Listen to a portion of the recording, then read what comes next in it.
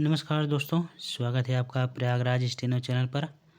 आज की इस क्लास में हम शॉर्ट हैंड कैसे सीखें, कैसे प्रैक्टिस करें, how to learn and practice stenography, इन सब के बारे में चर्चा करेंगे। शॉर्ट हैंड सीखने में कितना समय लगता है, अमूमन कितना समय लगता है, 3 महीने 4 महीने, जो भी है इसके बारे में बात करेंगे। उसके बाद हम कितने समय में हमारी स्पीड आएगी, 80, 90, 100 शब्द प्रति मिनट की गति हम कैसे प्राप्त करेंगे, कैसे स्पीड को बढ़ा सकते हैं, क्या तरीका है स्पीड को बढ़ाने का, और एक सबसे बड़ी चीज़ ये है कि त्रुटि को कैसे कम कर सकते हैं। जब हम हिंदी बनाएं किसी डिक्टेशन की, तो हम कम से कम त्रुटि में उसका हिंदी बनाएं, उसका लिप्यांतरण करें, ट्रांसक्रिप्शन करें। इन सब के बारे में हम जानते हैं आज की क्लास में। आपके सारी समस्याओं का समाधान हो जाएगा। अगर आप चैनल पर नए हैं तो चैनल को ज़रूर सब्सक्राइब कर लीजिए, बेल आइकन को प्रेस कर दीजिए ताकि कोई भी नई क्लास आप तक तुरंत ही पहुंच जाए और उसका नोटिफिकेशन आपको तुरंत मिल जाए। चलिए शुरू करते हैं आज की क्लास में और जानते हैं इन सब के तरीके के बारे में। एक एक करके सारी समस्याओं का समाधान आपको मिलेगा, क्या क्या तरीका है, तो इन सब के बारे में देखते हैं। तो सबसे पहले हम बात करेंगे शॉर्ट हैंड कैसे सीखें। शॉर्ट हैंड सीखने का क्या माध्यम है, क्या तरीका है, इसके बारे में देखते हैं। देखिए, ऑफलाइन और ऑनलाइन दोनों ही माध्यमों में आपको शॉर्ट हैंड की क्लासेस मिल जाएंगी। ऑनलाइन है, कई सारे चैनल्स हैं, वो ऑनलाइन आपको वीडियो प्रोवाइड कराते हैं, एक एक अभ्यास एक से लेकर के सारे लास्ट तक, और उस किताब को ख़त्म करते हैं। तो एक माध्यम ये हो गया, और दूसरा माध्यम है किसी कोचिंग सेंटर में आप ज्वाइन कर लें ऑफलाइन, और वहाँ जा कर के शॉर्ट हैंड सीखना शुरू कर दें। तो देखिए, दोनों ही माध्यम ठीक हैं, लेकिन दोनों का माध्यम ये है कि जो ऑनलाइन सीखते हैं या जिनको टाइम नहीं है ऑफ़लाइन क्लासेस लेने का, वो ऑनलाइन सीख सकते हैं। और मेरे हिसाब से तो तरीका सबसे अच्छा है ऑफ़लाइन। किताब ख़त्म आप तभी तक, जब तक आपको करना है तब तक आप ऑफ़लाइन सीख सकते हैं, लेकिन अगर कोई और आपके पास रास्ता नहीं है तो आप ऑनलाइन जा सकते हैं। दोनों भी कोई दिक्कत नहीं है। ऑनलाइन में एक चीज़ें ये हो सकती हैं कि आप जो भी प्रैक्टिस करें उसको चेक कैसे कराएँ, या कोई माध्यम आपको है, उनके पास अपने जो भी पीडीएफ है, या जो आप टेस्टेबल मैट जो बना रहे हैं, जो लिख रहे हैं, आउटलाइन ड्रा कर रहे हैं, उन तक पहुंचाएं ताकि आपको वो भी बता सकें कि आपकी त्रुटि कहाँ पर है, किस तरीके से और आसान आउटलाइन बना सकते हैं। ऑनलाइन में ये थोड़ी सी दिक्कत होती है। ऑफलाइन में है कि आप डेली क्लासेस कर रहे हैं, डेली आप जा रहे हैं, टीचर से मिल रहे हैं, उनसे पूछ रहे हैं कि हमारी ये समस्या है, हम इस तरह के आउटलाइन बनाते हैं, इससे क्या और अच्छी आउटलाइन बन सकती है, कम समय में हम ड्रा कर सकते हैं लिखते समय। ये सब, इन सब चीज़ों के बारे में आपको पता चलता है। दूसरी चीज़ ये है कि आपको वहाँ माहौल मिलता है, 10 लोग होते हैं, 15 लोग होते हैं क्लास में ऑफ़लाइन में, जो प्रैक्टिस करते हैं या जो शुरुआत से सीखने की कोशिश करते हैं। इन सब के बारे में वहाँ पर आपको एक अलग आइडिया मिलेगा और एक अलग अनुभव मिलता है। तो इसलिए ऑफ़लाइन तो बढ़िया है ही, और इसके बहुत सारे फ़ायदे हैं। देखिए, अमूमन हम किताब बात करते हैं, किताब ख़त्म कितने समय में हो जाएगी। जो ऋषि प्रणाली की किताब है, अगर आप शुरू करते हैं शॉर्ट हैंड सीखना, तो लगभग 4 से 6 महीने में ख़त्म हो जाती है। वो आप पर निर्भर करता है, आप कितने अच्छे से प्रैक्टिस कर रहे हैं अभ्यास को, उसके शब्द चिन्ह को, और सर्वनाम को, इन सब चीज़ों को आपको किस तरीके से कितने अच्छे से प्रैक्टिस कर रहे हैं, वही आप पर डिपेंड करता है। कितना टाइम आप दे रहे हैं उसको लिखने के लिए, ये सब चीज़ें आप पर निर्भर करता है। इसीलिए 4 से 6 महीने मोटा मोटा आप किताब ख़त्म करने में आपका लगेगा, और धीरे धीरे आपकी स्पीड 60 तक आ जाएगी। किताब ख़त्म होने के बाद 60 की स्पीड आ जाती है और आप प्रैक्टिस करना शुरू कर देते हैं। तो इस तरीके से हमने ऑफ़लाइन, ऑनलाइन और कितने समय में किताब ख़त्म होगी, इन सब के बारे में अभी बात किया है। ठीक है, तो आगे हम बात करेंगे कि कैसे हम अपनी स्पीड को बढ़ाएंगे। ये सारी चीज़ें जानने के बाद हम आगे चलते हैं अपने स्पीड के बारे में, कैसे मेंटेन करेंगे, कैसे हम आउटलाइन की प्रैक्टिस करेंगे, कैसे हम शब्द चिन्ह की प्रैक्टिस करेंगे, कैसे सर्वनाम की प्रैक्टिस करेंगे, इन सब के बारे में देखते हैं। तो कुल मिलाकर ये बात करते हैं कितने समय में आपकी स्पीड आएगी। 80 से 100 शब्द प्रति मिनट की गति कितने समय में आप प्राप्त कर सकते हैं। तो सबसे पहले किताब ख़त्म करने के बाद सभी सर्वनाम आंकड़े अच्छे से प्रैक्टिस होनी चाहिए, अच्छे से आप प्रैक्टिस करना चाहिए आपको। आपको कोई भी सर्वनाम बोला जाता है, कोई भी आंकड़े लगाने के लिए बोला जाता है, तो आप तुरंत ही लगाएं। इस तरीके से प्रैक्टिस आपकी होनी चाहिए। शुरुआत में आप 60 से 70 शब्द प्रति मिनट की गति से प्रतिदिन 2-3 डिक्टेशन लिखे रहें या लिखते हैं।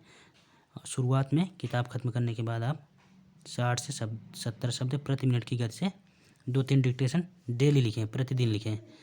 इसी दौरान देखिए अगले पॉइंट में लिखा है, इसी दौरान 2-3 डिक्टेशन आप 80, 85, 90 शब्द प्रति मिनट की गति से रनिंग मैटर लिखें। रनिंग मैटर का मतलब है कि आपको उसकी हिंदी नहीं बनानी है, ना आपको उसको पढ़ना है, सिर्फ और सिर्फ उस स्पीड को पकड़ना है और अपने आउटलाइन को अच्छे से बनाने का प्रयास करना है। तो रनिंग का मतलब यहाँ पर यही है कि आप रनिंग मैटर लिखें। लगभग 1 महीने ऐसे करने के बाद अब सिर्फ 80-85 शब्द प्रति मिनट की गति से डिक्टेशन लिखें।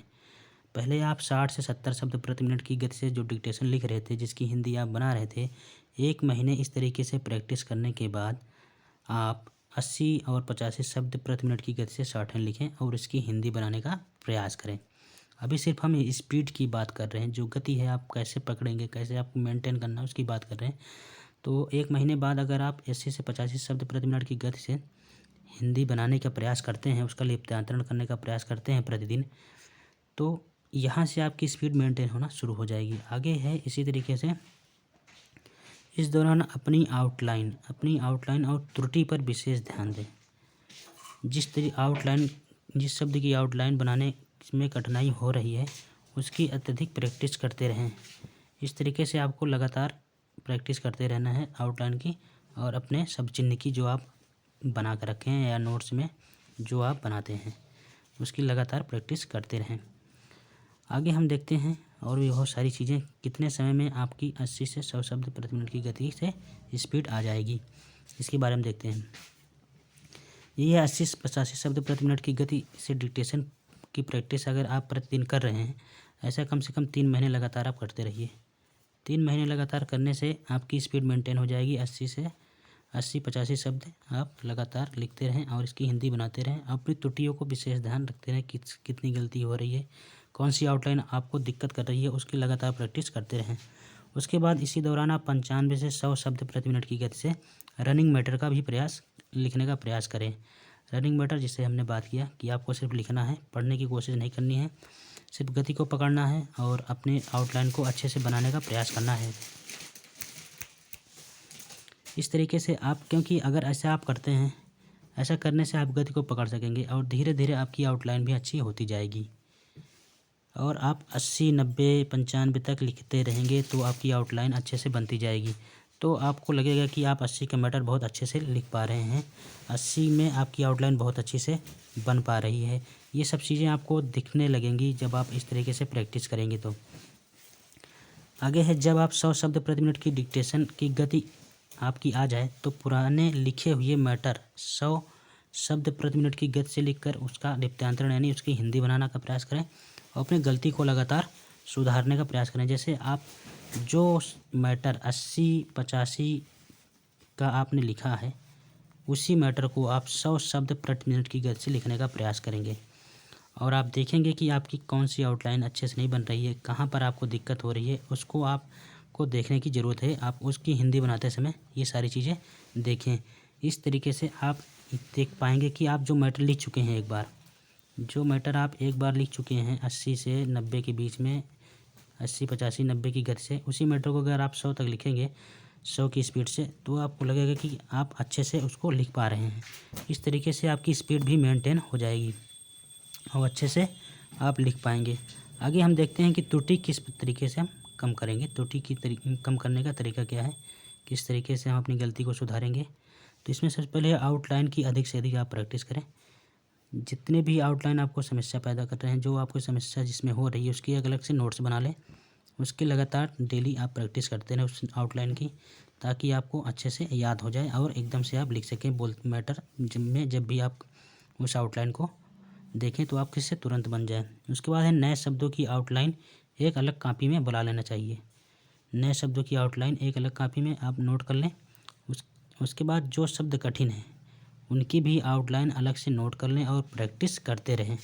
ये सारे तरीके आपको लगातार करने हैं ताकि आपकी स्पीड मेंटेन होती जाए और गलती कम होती जाए। आप देखते हैं, संपादकी से बोला जाता है मैटर, निबंध से बोला जाता है। रामधारी गुप्ता खंड 1 और खंड 2 दोनों की आउटलाइन जो टफ है उसको अलग से आप प्रैक्टिस करते रहें, समय समय पर अवश्य करते रहें। इसमें आपको इन सब चीज़ों को ध्यान में रखना है।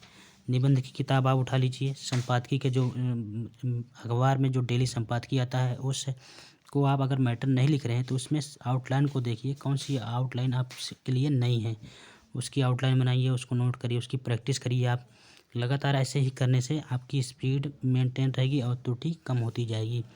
मिलते जुलते शब्द जो होते हैं उसकी आउटलाइन स्वयं के विवेक से आप अलग तरीके से बनाइए और ताकि समझने और पढ़ने में आसानी हो। जो कोई शब्द जैसे होता है, आप कई सारे आउटलाइन एक जैसे हो जाते हैं। जैसे विरोध होता है, विरोध और विरुद्ध लगभग दोनों की एक तरह की आउटलाइन बनती है। तो इसमें आपको अलग करना है कि आप कैसे अलग करें ताकि आपको एकदम से अलग हो जाए, पता चल जाए मैटर में कि हमने ये विरोध लिखा है और ये विरुद्ध लिखा है। तो इस तरीके के मिलते जुलते जो शब्द हैं उसको आपको अच्छे से अलग से उसकी आउटलाइन बनानी है जो आपके लिए अच्छी हो, अलग से आप समझ सकें जिसको, उस तरीके से आउटलाइन आपको बनानी है। मिलते जुलते शब्द से यही मतलब है कि जो दो तरीके से शब्द हैं जिसकी आपको आउटलाइन पढ़ने में समस्या हो रही है, बनाते हैं विरोध का है, पढ़ लेते हैं विरुद्ध, या विरुद्ध पढ़ते हैं, आता है बोला जाता है, आप विरोध पढ़ते हैं। तो इस तरीके से इन सब चीज़ों आउटलाइन को आपको विशेष ध्यान देना है। अगर आप ऐसे लगभग 6 महीने तक अपने आप को किताब ख़त्म होने के बाद आगे के 6 महीने और देते हैं तो लगभग 1 साल में, 1 वर्ष में आप देखेंगे कि आप हर तरीके के मैटर बहुत अच्छे से लिख ले रहे हैं और आपकी त्रुटि बहुत कम हो रही है और आपकी स्पीड भी लगातार बढ़ रही है। आप 80 जहाँ लिख रहे थे वही स्पीड अब 90, 100 और 110 तक भी पहुँच रही है। तो इस तरीके से आपकी स्पीड भी बढ़ेगी, त्रुटि भी कम होगी और आउटलाइन की जितना अधिक से अधिक आप प्रैक्टिस करेंगे और जितना अधिक प्रैक्टिस करेंगे, जब आप हिंदी बनाएंगे तो इन सब चीज़ों को आपको फ़ायदा मिलेगा। जो आउटलाइन बिल्कुल क्लियर लिखी जाएगी, आप तुरंत ही उसको पढ़ लेंगे। इस तरीके से आपको यही सारी चीज़ें करना है। इतना करने के बाद आगे देखिए, इतना करने के बाद त्रुटि अवश्य कम होगी और स्पीड की गति भी बढ़ेगी। देखिए आप इस तरीके से इसमें लिखा गया है, एक एक पॉइंट का अनुभव मैं खुद आपको शेयर कर रहा हूँ जिस तरीके से मैंने किया है। और आज की डेट में मैंने लगभग 120, 130, 140 तक के मैटर की प्रैक्टिस की है। तो अपने अनुभव के बारे में बता रहा हूँ। कुछ शब्द होते हैं जिनको आपको जोड़ कर लिखना होता है।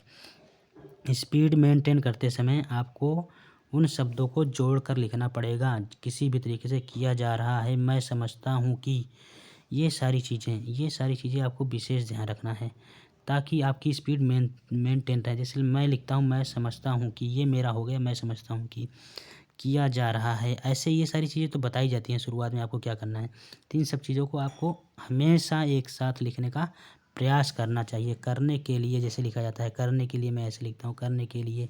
तो ये सब चीज़ें आपको ध्यान रखना है। जो बताया जा रहा है आप उन सब चीज़ों को जोड़ कर लिखें। जो आउटलाइन आपको दिक्कत पैदा कर रही है उसको आप अलग से अपने हिसाब से, ये नहीं कि आपको उसी तरीके से बनाना है जिसमें समय लग रहा है, जिसको आप पढ़ नहीं पा रहे हैं उस तरीके से बनाना, नहीं, ऐसा बिल्कुल नहीं करना। जो आपको ठीक लगे, जो आउटलाइन आपको ठीक लगे, जिसको आप अच्छे से पढ़ पा रहे हैं, समझ पा रहे हैं, उस तरीके की आउटलाइन आपको बनाना है। आपके स्वयं के विवेक पर वो निर्भर करेगा, इसीलिए मैंने ये बात की है। तो इस तरीके से अगर आप करेंगे तो आप यकीन मानिए कि आपकी स्पीड इतनी अच्छी हो जाएगी और आप शॉर्टहैंड की प्रैक्टिस इतने अच्छे से कर पाएंगे, आपकी त्रुटि इतनी कम होगी कि आप यकीन मानिए कि ये बहुत ही अच्छा तरीका है और आप कहेंगे कि हाँ, ये वाकई में बहुत अच्छी तरीका है। कभी कभी क्या होता है कि अगर आप जैसे बहुत सारे लोग होते हैं कि वो 80 की स्पीड से स्टेनो ग्रेड डी या अन्य कोई एग्ज़ाम जो 80 की स्पीड से 80 शब्द प्रति मिनट की गति से बोला जाता है उसको प्रैक्टिस करते हैं। और वो करते समय प्रैक्टिस वो लोग गलती करते हैं कि पहले 70 की प्रैक्टिस करते हैं, फिर 75 की प्रैक्टिस करते हैं, फिर 80 पर आते हैं। तो इसमें तब तक एग्ज़ाम आ जाता है और वहाँ पर ही इनको धोखा मिल जाता है और वो फेल होने की संभावना उनकी ज़्यादा बढ़ जाती है। आपको ऐसे नहीं करना है। मेरा खुद का अनुभव है जो मैं बता रहा हूँ। अगर आप 80 शब्द प्रति मिनट की गति से स्किल टेस्ट देने जा रहे हैं तो आपको डायरेक्ट ही उसी दिन से 85 और 90 वर्ड प्रति मिनट की गति की प्रैक्टिस करनी शुरू कर देनी है।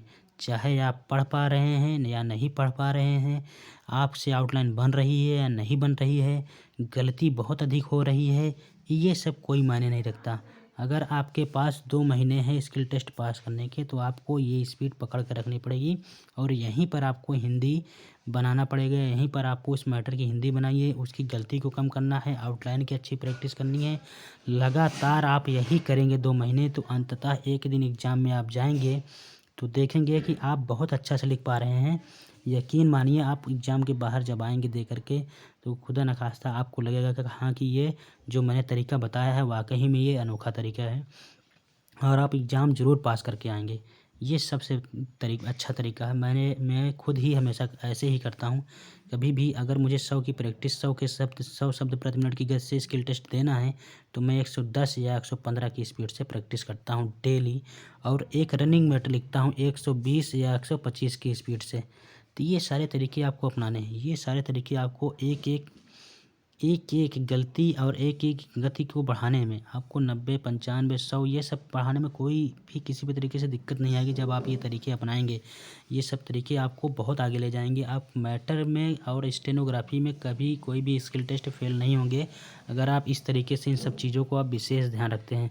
जैसे मैंने बात किया है यहाँ पर संपादकीय, निबंध है, आप देख सकते हैं त्रुटि कैसे कम करें। इन सब चीज़ों के बारे में जब मैंने बात की है संपादकीय, निबंध है, रामधारी गुप्ता खंड 1 और रामधारी गुप्ता खंड 2, इन सब चीज़ों आउटलाइन की प्रैक्टिस के लिए मैंने क्यों बोला, क्योंकि जो मैटर बोला जाता है ज़्यादातर आपको यहीं से मिल जाएगा।